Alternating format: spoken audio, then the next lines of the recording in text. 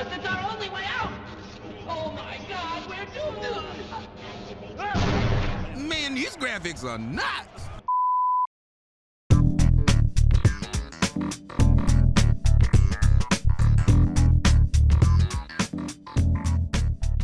The PlayStation Portable was a legendary handheld to say the least.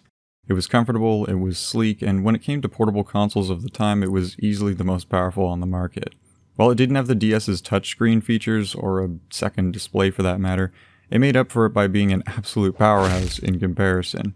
Just looking at the lineup of games it got, and it's easy to see just how capable this handheld was for its time. But for many, the real magic of the PSP came from what you could do beyond that official library. So it wasn't long before a community got together and started to tinker with the console, leading to some pretty damn impressive advancements in PSP modding over the years. It may surprise you, but you're looking at one of these projects right now. Yes, this is Half-Life on a PSP. No game streaming, workaround, fan recreations, or bootlegging. So let's see what a PlayStation Portable version of Half-Life is actually like, and how this whole project is really made to work. And yeah, that Half-Life. Valve's 1998 FPS classic that revolutionized gaming forever and, you know, all that stuff. Great storytelling, fun gameplay, and, I don't know, Gordon Freeman's red crowbar. Either way, what you're looking at here is essentially Half-Life running on the PSP, or at least as close as we'll probably ever get to that. Yeah, it's not perfect. The frame rate is hit and miss, there's some graphical and audio issues, and, well, it crashes sometimes.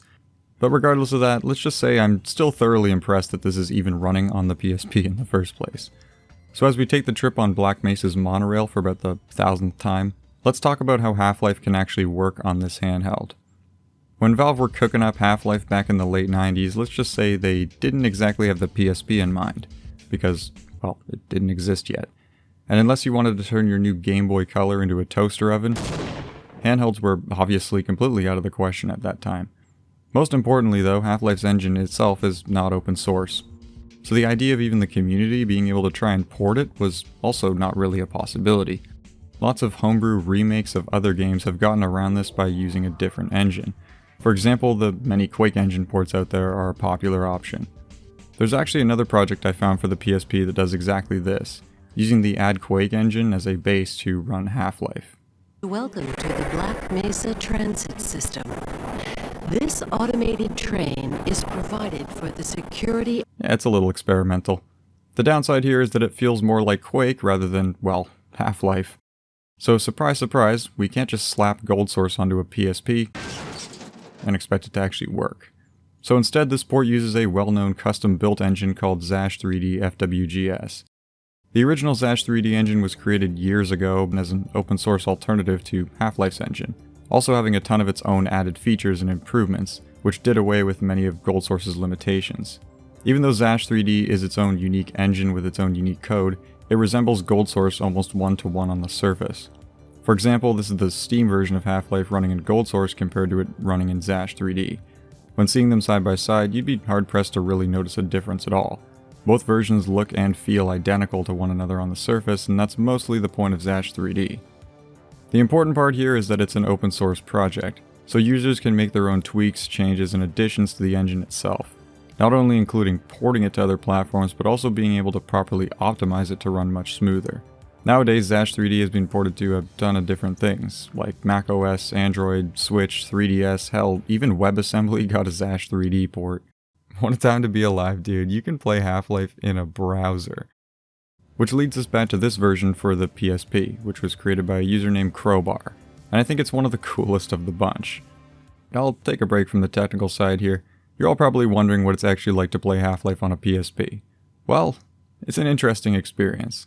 First of all, it's a good time to mention that this is kind of more of a proof of concept than a fully developed port. Not to mention, it's made for the goddamn PSP, so it's not going to be perfect.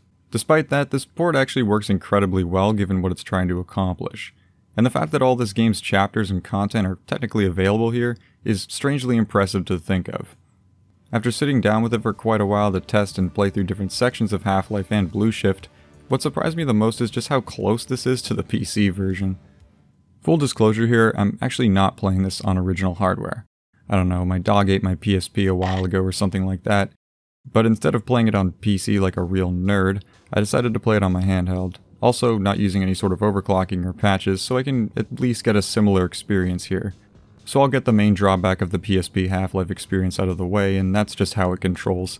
Don't get me wrong, the PSP was one comfortable handheld, and its control layout was great for most games too. But to tell you the truth, playing a first-person shooter on the PSP, it kinda sucks. You look around with the left analog stick and move with the face buttons. It doesn't sound too bad, but it's something that I just couldn't get the hang of. And it kinda made me want to stick a fork in my eye.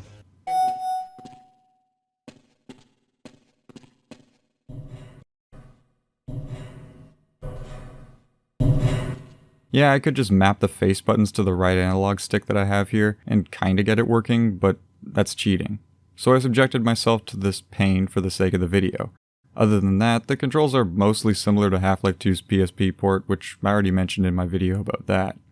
The visual side of the port is the standout point, but there's really not much bad to say about it, let alone much to say at all. Since it is Xash3D using the files from the game's PC version, it looks virtually the same, just downscaled to the PSP's resolution. Sometimes the textures have a little micro seizure here and there, but that's alright, and it kinda gives me PS1 vibes. To be honest, it's pretty much as close as you can get to the real deal. Even the lighting is nearly the exact same as well. Now, since I'm using an emulator, I can't really get an accurate idea of performance, but what I can get are mostly accurate metrics for its load time, since it does replicate the game as if it were being read from a UMD, which surprisingly was actually a bit slower than the average HDD of the late 90s. So loading can take upwards of a minute or two depending on the area. I'm not going to bother giving a 12-hour retrospective analysis of a game like Half-Life, but it's hard to say much about it, as it's as close as you can get to the game's traditional experience here without a whole lot of compromises. Considering this is all made to run on a PlayStation Portable, I am giving it the benefit of the doubt. That being said, it's hard to deny this is probably one of the least comfortable ways to experience an otherwise great game, but hey, the idea of being able to play a game like this on a console like this is more than cool enough to make up for it. Either way though, I mean, surely a handheld from 2004 would have no problem running a game from 1998, right? So what makes this all so cool anyways? While the PSP itself was sporting some great specs for the time, especially for a handheld, there is a reason portable consoles would get streamlined spin-off games or ports that were heavily modified to work on the hardware. You compare the specs of the PSP to Half-Life's minimum requirements on release, and on paper it actually seems like it might hold up pretty well when you're looking at them side by side. But the PSP's hardware was very different. Its CPU, for example, used a completely different architecture to what you would see on the average home computer at the time. It was faster, but much less capable. The PSP also did not support graphics libraries like OpenGL or D3D. Now, I'm not qualified to answer this question, but in theory, I guess you could say Gold Source may be able to run on the PSP if it were heavily modified, but we'll probably never know. At the end of the day, the experience was a bit uncomfortable, and probably gave me carpal tunnel syndrome. But Xash3D's PSP port is pretty damn awesome, and I had fun playing it nonetheless just because of how cool it was to see. Now if you want to try this out for yourself, I've left all the resources in the description for the project and how it's set up. And if you own Half-Life on Steam and a PSP, the whole game is here and playable from start to finish, for whoever may want to actually do that. To see who should stay behind, let you through.